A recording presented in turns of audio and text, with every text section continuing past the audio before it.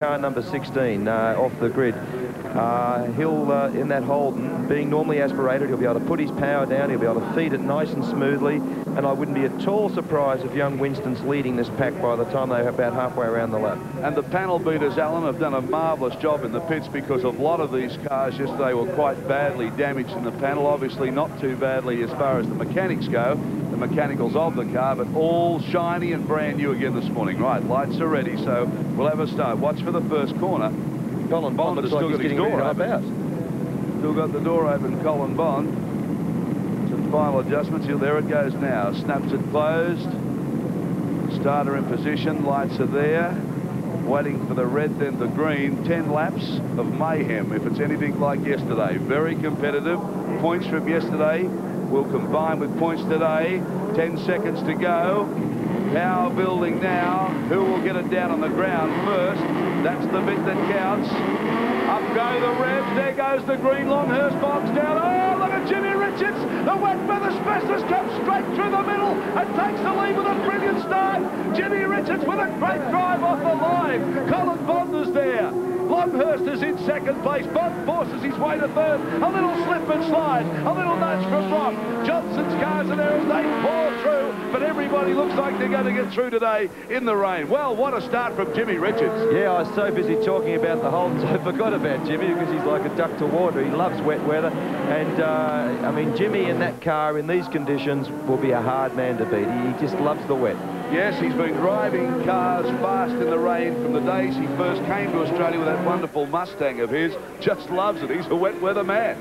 Well, he's originally from New Zealand, so I guess he's had plenty of practice. Okay, the Nissan's out, and of course this is the last time that we'll see this model Skyline racing in Australia. The new model that's been used here as the official cars.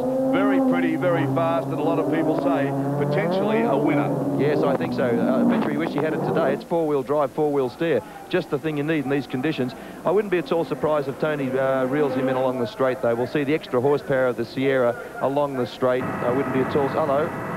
Some damage already with a bumper bar trailing. That's on George Fury's car, so he'll obviously be black flagged in. And a high-speed shunt there. That's happened in that first corner. Someone's giving him a little tap up the rear end, but it's still Jimmy Richards in front.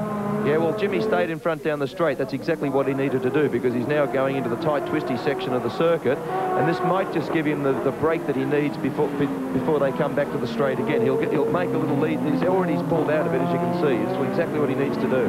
Getting a little sideways. Colin Bond's car very slippery, and the drivers had a meeting on the grid 5 or 6 minutes prior to the race, and they switched to full wet. Some cars running intermediates, but you were saying you thought intermediates was the right way to go as Bond comes up on the inside of Longhurst. Will he get through? Yes. Can he get the power down first? Oh, a lot of tail wag there. Now it's an out-and-out drag up the straight past the start-finish line again. Longhurst, though, just nudges back in front. Look at the tremendous battle between the two Sierras. Car 3 has been given the black and orange flag, Darryl, which would indicate that he's been asked to pull in while they rectify that damage on the back of it. I can't believe the way that Bond's car is sliding around. Real handful here, but he's throwing everything he can at Longhurst. But here's Peter Brock at work his way back. Yesterday, the fastest car on the circuit for most of the day, but really sitting a long way back. There he comes there. He's running in 4th position.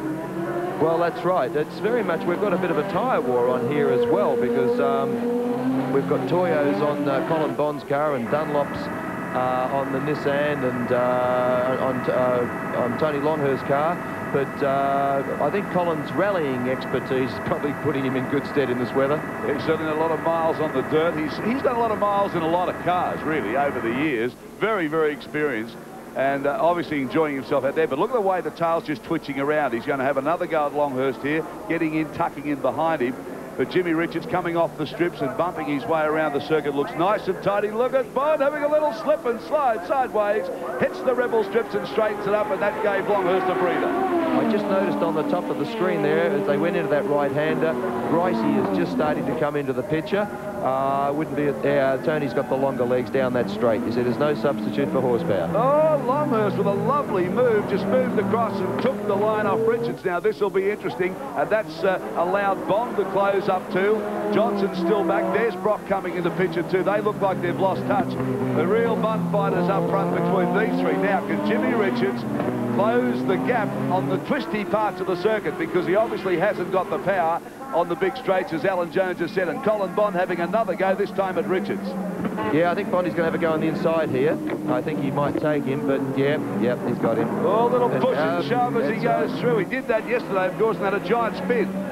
Well, that's right. We seem to be having less incidents in the more dangerous conditions than what we had yesterday in the drive. Everybody driving very well in the conditions. And have a look at the track now, the water pouring off it. Just think the Formula One boys will be looking at the weather. Won't worry them too much. The celebrity drivers, though, I'd say they'll be having a few twitches over in the pit area. But Jimmy Richards is having some twitches, trying now to get hold of Colin Bond. He's gone from first to third. The Sierra horsepower just too much for the little Nissan today. Yeah, and I see that Alan Grice is closed right up on the back of Brocky, so he'll be biting at his heels very, very soon. Yeah, surprising the Holdens are back a bit further than we thought. Yeah, it surprises me. Maybe it's not quite wet enough, but I would have thought the Holdens would have been a bit further up because, once, as I said, the normally aspirated engines, a little bit easier to drive in these conditions. Tony Longhurst, a man that you know pretty well. You've driven for this team at Bathurst. You know the car well. It's a very well-balanced team, and Frank Gardner oversees everything. Yeah, well, wily old Frank, he would have pulled something out of the bag when he saw this rain coming over. You can bet your life that he would have done something or suggested something to Tony, which has put him in good stead for these conditions.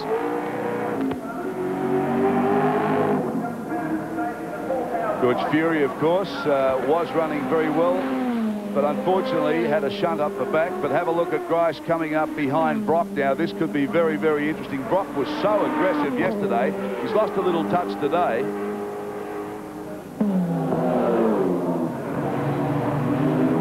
Peter Brock, Alan Grice. You watch the Holden coming out of this corner. He'll be able to feed the power on nice and gently. As I said, that the Sierra gets away from him. Yeah, well, I think you're right. Maybe it just isn't wet enough. But Brock was so aggressive yesterday, but seems to be a little off the pace today. But here he is in the office at work, the man they call Peter Perfect. Certainly the best-known race car driver in Australia. And look at this now, a little push and shove with the Nissan here. Dickie Johnson coming through, forcing the pace. Of course, the advantage these guys have got over the Formula One blokes is A, they've got a roof over their head, and B, they've got windscreen wipers. So it'll be a far different story for the Formula One blokes this afternoon if this weather keeps up. Again, horsepower wins out with Johnson now slipping past Jimmy Richards. Perhaps he's got a problem because, by gee, he built a handy buffer up and now has been bumped back to fourth. But look at this, Grice, he loves this sort of weather. He loves to get the car working around him, and he's chasing Brock, and they've had plenty of duels over the years, and there's a bit of personal pride at stake here. Oh, sure, and actually they're catching up to Jim as well, so maybe he has got a small problem, but he's actually been passed in the same place. Here we are, there's Gricey's got him. Gricey going through, you can see Peter Brock then looking in the rear view mirror, you can see where he was coming from, and that gives you an idea of how difficult it is for these fellows to see with the spray just pouring off the big tyres all over the windscreens. Makes it pretty hard. So Peter Brock now trying to get to grips with Alan Grice, but dropping further back. Yeah, you could hear the little Sierra wheel spinning then when we had the in-car camera. Very difficult because you put your foot on the accelerator, you haven't got all that much power, then listen to this.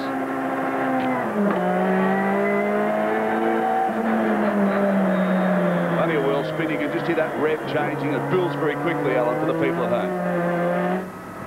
It does. I mean, 1 minute you haven't got anything, then the turbocharger comes in and you've got a heap of horsepower, but very difficult to drive smoothly in wet conditions with a turbo car. Brock now having a big go on the straight now, decides to put the power down. Can he get the line? Grice moves over. Pretty wily Bruce. You talk about Grice, you talk about aggression. He's got plenty of that.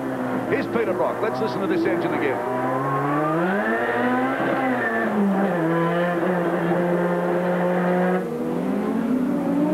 Yeah, that was, you know, he's just getting lots of wheel spin, and of course when that happens you don't get the traction, and then the Holden just pulled away a little bit on him out of that corner.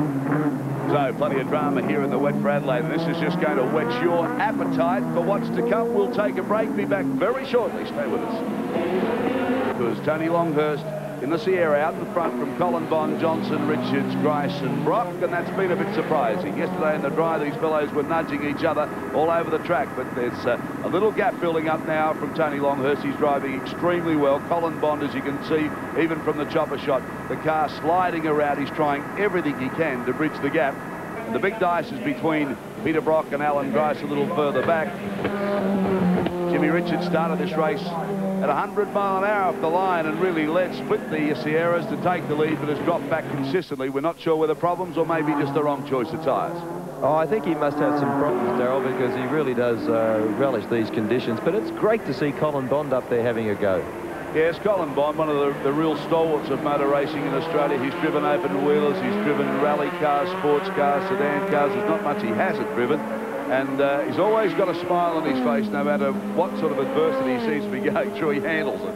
Well, one thing about Colin, you always get a smile and a laugh. It doesn't matter. I mean, he's just a great guy to drive with. He's as a co-driver, you couldn't ask for. Rocky's repassed Grice again, so they're having a good old ding-dong at the moment. Yeah, good dog fight there between Peter Brock and Alan Grice, and by gee, over the years, haven't they done that? I'm a bit surprised that Peter Brock's back so far. Yesterday, certainly the fastest car on the circuit, until he was forced into an error by Nick Johnson. Then Johnson spun exactly the same way without too much pressure 2 laps later. So the two big guns yesterday went out with mistakes, but Brock now opens a little gap on Alan Grice at the Commodore. He tries to get the power down. You can see that car twitching around, trying to make up the difference, but Brock has got so much more power. Here's Brock at work again.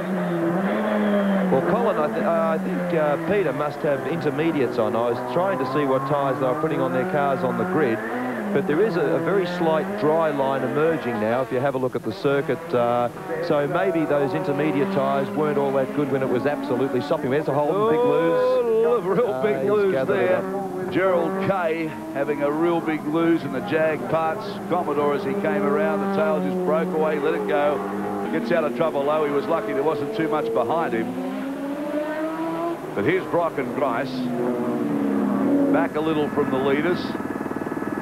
Brock just seems to have made or created that little buffer now and seems to be able to hold on to it, but really working inside the car today. You can see him working the wheel. You can hear the engine over revving as he gets plenty of wheel spin and the turbo coming in. Great shots of Peter Brock at work. Yeah, as I was saying before, I don't know whether he's got intermediates or whether he's got full wets, but if there is a slight dry line starting to emerge and he has got intermediates on, well, then they'll come under their own. But Gricey's actually caught him up through that tight, twisty section. Peter will probably slide a little bit further out in front of him when we get onto the straights. The Sierra is just pulling away a little bit now, as you can see. But when they go into Brabham Straight proper, he really should pull out even more distance than what he's got now. Yeah, two great competitors of Australian motorsport have represented this country overseas in various things. Brock, of course, Le Mans in a Porsche. He had a go there. Grice has been driving for the Group C cars with Nissan overseas. So a lot of experience between these two fellas. Oh, heaps. You saw the gap that he pulled out there. But Grice, he reels him in under brakes. Those Yokohamas are very good wet weather tyres. Okay, Peter Brock has got full wets on. But it would appear that the Yokohamas are working just that little bit better in the conditions at the moment, plus the normally aspirated Holden as well.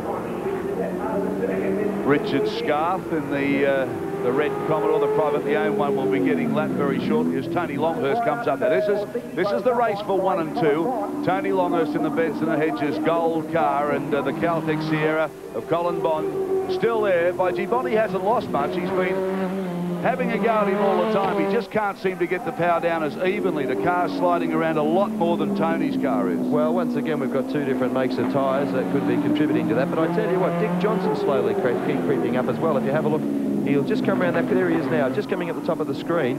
So, you know, we've still got a few laps to go. This could develop into a real good dice. Johnson has had a terrible time here in Adelaide. He had engine problems in practice. There's Longhurst overtaking Scarf now quite easily. Scarf gets out of the way and gives him the line. But getting back to Johnson, he's had a terrible time. He's had all sorts of engine problems. John Bowes' car yesterday went out with the damage after a shunt up the back. So the Johnson team haven't been happy. No, but I mean, he's had a fantastic year. He's won the Australian Touring Car Championship. He won Bathurst, and he looked like he had the race won yesterday. So he has had a great year. Colin Bond slipping around the gap, starting to shorten a little. Maybe that overtaking manoeuvre on Scarf just held Longhurst up enough to give Bond a little advantage and make up a little distance, because he's certainly closer this time round. He certainly is, yes. He's blowing a bit of smoke, though. I hope that's not a sign of things to come. And you can see just how wet it is here at Adelaide. And boy, are we in for an interesting day's motorsport. We've got the celebrities. How would they feel over in the pits right now? They've never driven in the rain. I think they're pretty safe to say there's a few of them over there wishing they'd never agreed to do it. And the Formula One boys, of course, have been on a dry track with sunny conditions right throughout the week, and they'll handle the wet with spectacular fashion. But right now it's Group A touring cars. Tony Longhurst, the man who is based in Surfers Paradise in Queensland, a former water ski champion. That's right. He's got a very nice workshop up there at Cooma, and he's in the process at the moment of building an advanced driving centre up there, which is going to be fantastic when it's finished. Lap 9 of 10, Longhurst has just gone out another car length. He's getting plenty of support from the crowd here. They're enjoying this, the car slipping around, but we're quite surprised that there hasn't been more drama, because quite frankly yesterday in the dry was absolute carnage out here. The drivers just really went at warp speed. Well, they did. I mean, they had to stop the race and restart it, and now we've got far more dangerous conditions, and perhaps they're all behaving themselves because of this. Tony Longhurst really soaring away at the wheel there, that you can see. He's starting to come up on Faulkner's Corolla, I believe it is. Or Smith's, is it? Coming through the little Corollas. By gee, they've been big performers right throughout the year in the smaller class. Well, they actually dominate their class. I think every time they run, they win their class. They're great little cars. They've been developed over the years, obviously in Japan by Tom's, the Toyota people, but Tony Nirvane and his crew here in Australia build a car. The reliability is unbelievable, and as I say, every race they win their class. Pretty little car too, really nicely packaged up and presented. The thing that Toyota have done so well this year too, they've given a lot of other youngsters a chance to get on the racetrack from other areas of motorsport. Yeah, well, that's great. I mean, they run a competition and they put various people in the car during the course of the year. Young guys, go-kart blokes, motorcycle racers, and gave them a chance to get out there and have a go, and I think that's a great idea. Yeah, hats off to Toyota, but right now it's hats off to the Ford Sierras. Tony Longhurst now, not far to go. He's done it pretty well. Had pole position, lost the start to Jim Richards, was bumped back to third, came back into first position. Colin Bond has done everything he possibly can to bridge the gap, but I think we'll have to be content with second place, and by gee, that's his best position for a long time. Well, it's his best position this year. I don't want to jinx him, we haven't finished yet, but it certainly is his best position this year, and it's great to see him up there and being competitive. Longhurst, though, looked after by Frank Gardner, a man with so much experience in motorsport. On his final lap now, Colin Bond comes through. This is a tricky part of the circuit. Come round here and they hook around. Look at Bond sliding around. He'll do a desperate if he can on the last lap, but I think he's back a little too far. Yeah, I think he's back just a little bit too far, Darryl, to have any serious challenge to win this. But it's great for Tony because, you know, he's won the race in the dry, and now to come out and win it in the wet is great, because he's actually won 2 separate races in 2 separate conditions. So it's a great effort by Tony. The street circuit of Adelaide, certainly one of the best in the world, if not the best, but some of the touring car drivers think it's a little narrow. That was probably proven pretty well in the dry yesterday. Well, no, I mean, I disagree with him. I think it's quite wide. In fact, I think this particular circuit is wider than some of our proper racing circuits that we have here.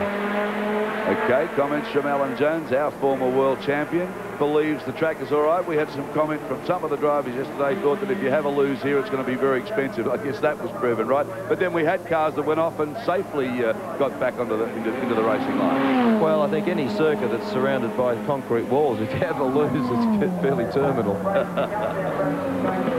So, Tony Longhurst, that's Colin Bond going through now, chasing him into second place. Longhurst wheeling around with about half a lap to go now. And as Alan said, he won yesterday in the dry after a very spectacular race that 3 or 4 cars were out in front at one stage or another, but through one drama or another, found themselves back in the pack. This fellow, consistently smooth, well-budgeted team, well-presented team, always there near the money. Of course, has won Bathurst. And Colin Bond, he would be just delighted with the fact that I think he's finished, but to finish second is a giant bonus, a huge bonus. It sure is, because Colin hasn't enjoyed the best of luck this year. He's had some dismal results, failures, but this was a great drive by him and a good second place. Tony Longhurst throws the arm out with glee. He's finished that one. I think he'd be glad it's all over. Colin Bond acknowledging his second place. Fine drive from Colin Bond in the Caltex car. And here we go with Jimmy Richards and Peter Brock. So Brock has made up some territory there with a pretty handy drive from Brock. Probably disappointing he got back that far. The Holdens first come through now, and they we thought might have been a bit closer, but their Glenn Seaton will go through We'll go through the race results for you. Tony Longhurst in the Ford Sierra was first. Colin Bond, and there it was